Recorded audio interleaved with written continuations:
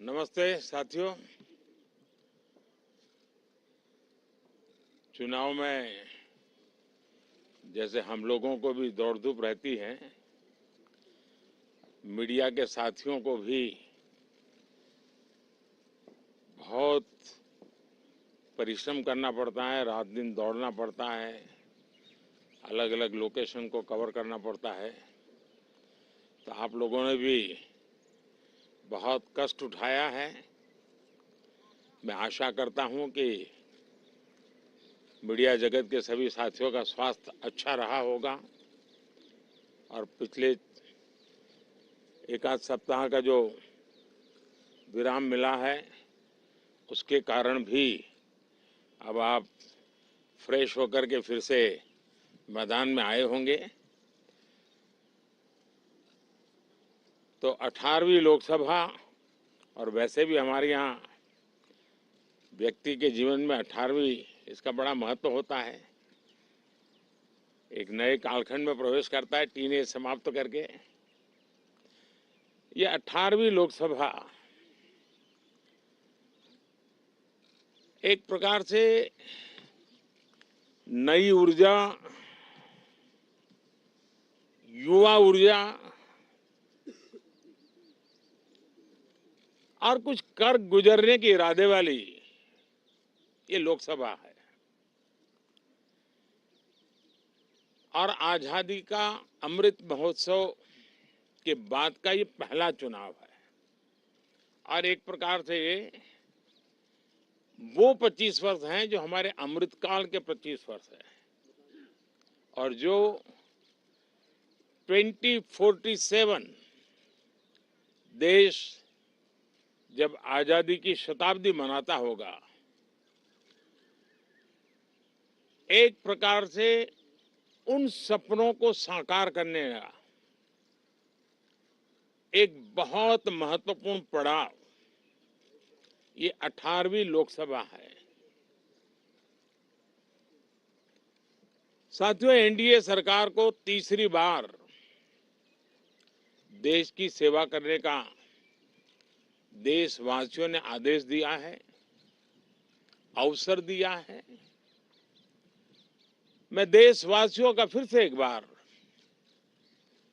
ये अवसर देने के लिए हृदय से आभार व्यक्त करता हूं और मैं देशवासियों को विश्वास देता हूं कि पिछले 2 टर्म में जिस गति से देश आगे बढ़ा है, समाज के हर क्षेत्र में परिवर्तन साफ साफ नजर आ रहा है। 25 करोड़ लोगों का गरीबी से बाहर आना ये अपने आप में हर भारतीय के लिए बड़ा गर्व का विषय है और मैं देशवासियों को विश्वास दिलाता हूं कि 18वीं लोकसभा में भी, हमारे 5 साल के कार्यकाल में भी हम उसी गति के साथ, उतने ही समर्पण भाव से देश की आशा आकांक्षाओं को पूर्ण करने में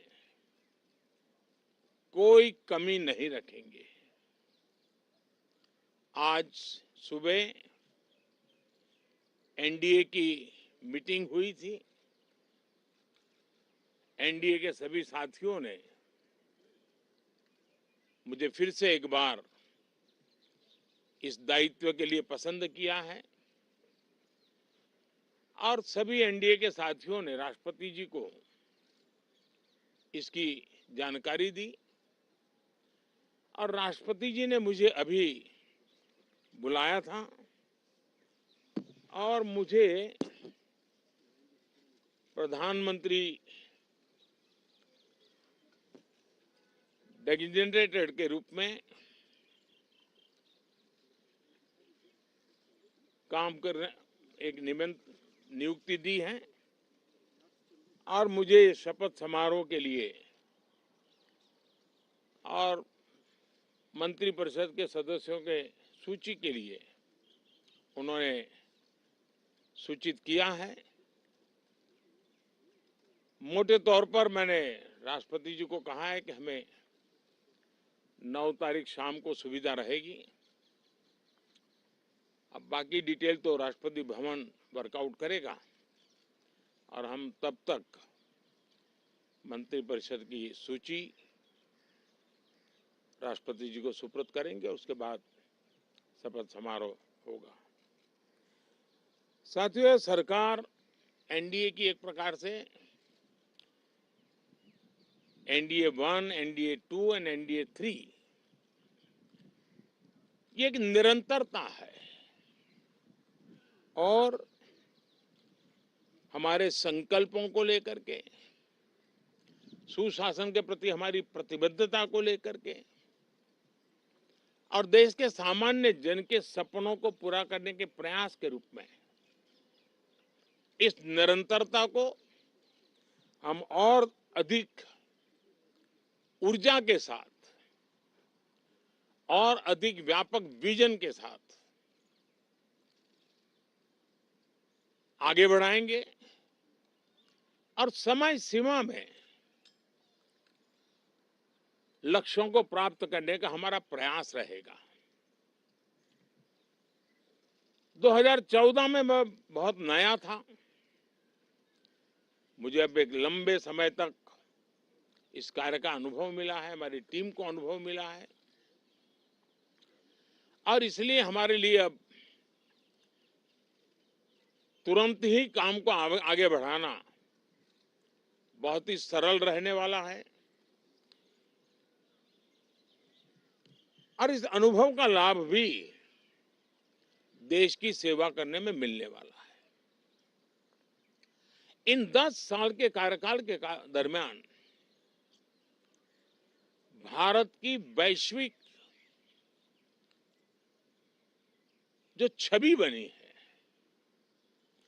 दुनिया के लिए एक विश्व बंधु के रूप में भारत उभरा है, इसका मैक्सिमम एडवांटेज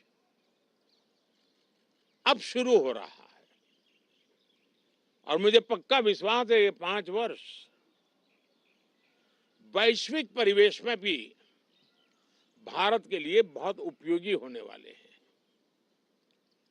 दुनिया अनेक संकटों से गुजर रही है, अनेक तनावों से गुजर रही है, अनेक आपदाओं से गुजर रही है। ऐसी विकट परिस्थिति दुनिया ने